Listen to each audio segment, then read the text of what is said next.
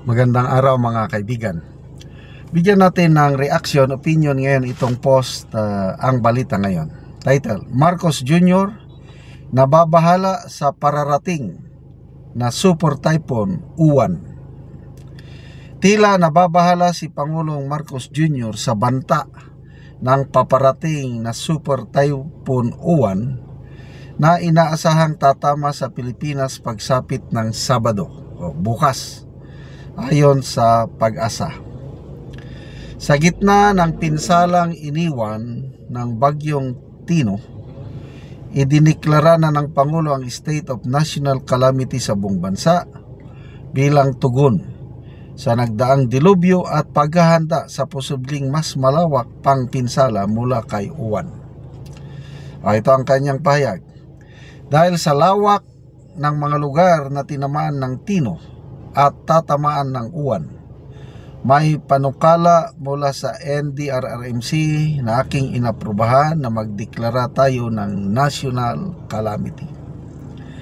Ayon sa Pag-asa, ang bagyong Pongwong na papangalan ng Uwan, pagpasok nito sa Philippine Area of Responsibility ay may bilis na 10 km kada oras at kasalukuyang nasa 1,690 km silangan ng Hilagang Mindanao.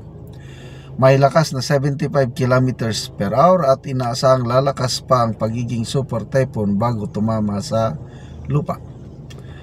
Posibleng tamaan ng bagyo sa gitna ng Hilagang Luzon at maaari itong maglandfall bilang typhoon o super typhoon. Itinaas din umano ng signal number 5. Nako, lakas. Itataas din umano ang signal number 5 na nangangahulugang hangin na abot na higit 185 km per hour. Isang antas na nagdadala ng matinding banta sa buhay at ari-arian. Sabi, halos 10 rehiyon, mga 10 hanggang 12 rehiyon ang maapektuhan. Kaya kung ganon kalawak, ito ay pambansang kalamidad. Okay. So makita nyo, sunod-sunod ang ating mga dilubyo. Lindol. Ilan ba yung lindol na sunod-sunod? 3. Tapos ito na naman, bagyo. So ano bang ibig sabihin nito?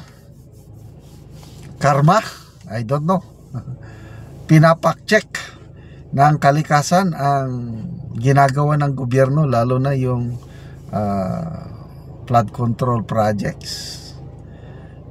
Kasi kung hindi dahil sa mga bagyo baha na dumadaan, baka hindi pa naisiwalat ngayon ang kalokohan na ginagawa nila, na dati ipinagyayabang ng Pangulo, yung pala ay niloloko na tayo. Okay, magbasa tayo ng mga comments, ano? Rene Oriendo, magpa-concert ka na lang, Nyor. Mas lalong lala ang problema pag andyan ka. Just enjoy your remaining life. Gabria, lulusaw diyan in the name of Jesus. Nancy Taborete, don't worry, my flood controls na. Lisel Biserial, state of calamity lang pinagmamayabang mo?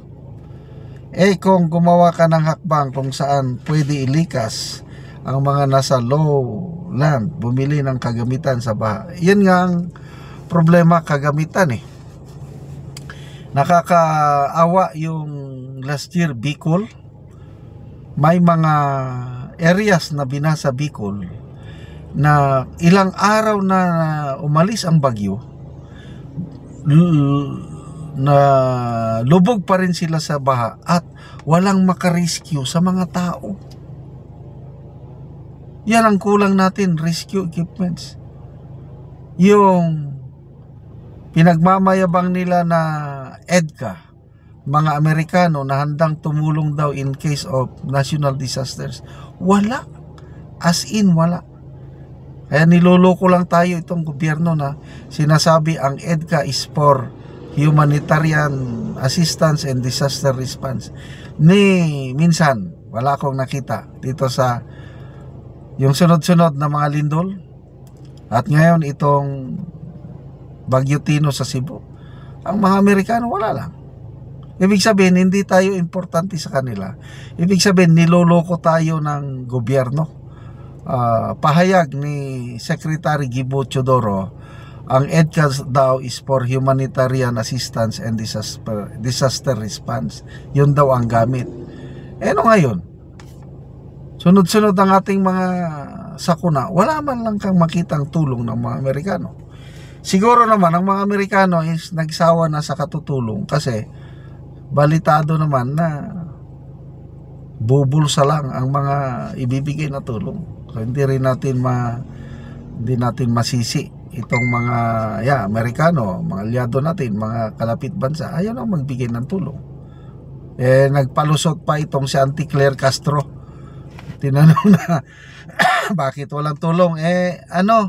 Ayaw daw mag-request ang Pangulo dahil may pondo pa tayo. Oy, we were not born yesterday, Auntie Claire. Ayaw nang tumulong ang ibang bansa dahil talamak ang korupsyon dito. Ano pa yung ibang issue naman doon sa zero tariff.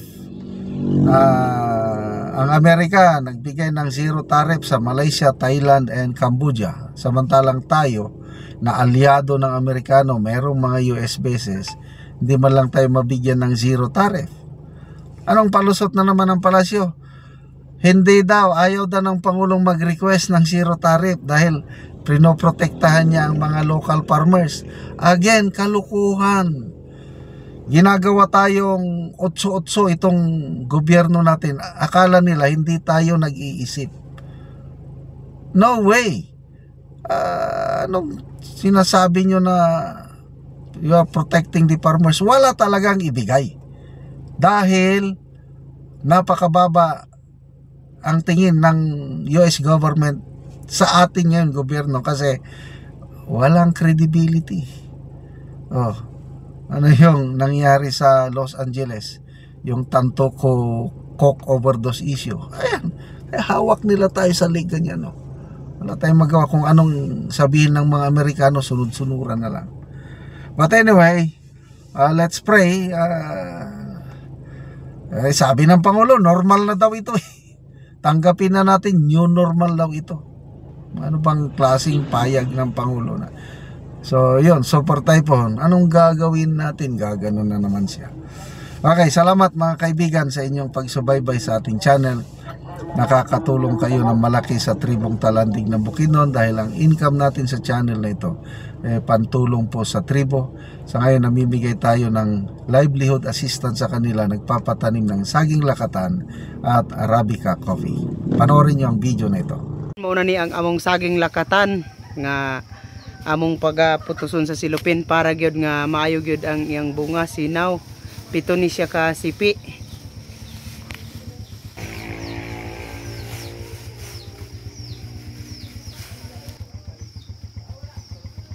So karon human sa pagputos sa among saging lakatan, mag-harvest na pud mi. So muna ni ang among saging lakatan nga among pag-harbison karong adlaw.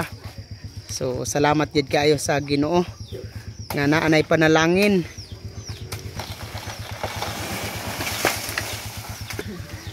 So gikuan lang gyud.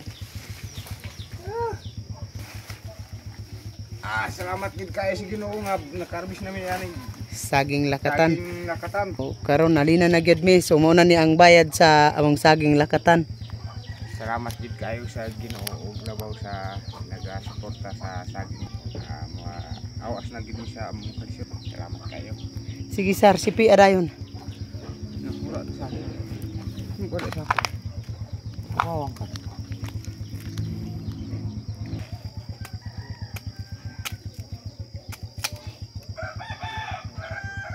Bunso ko ayo ang iyang unod oh. So among gitimbang.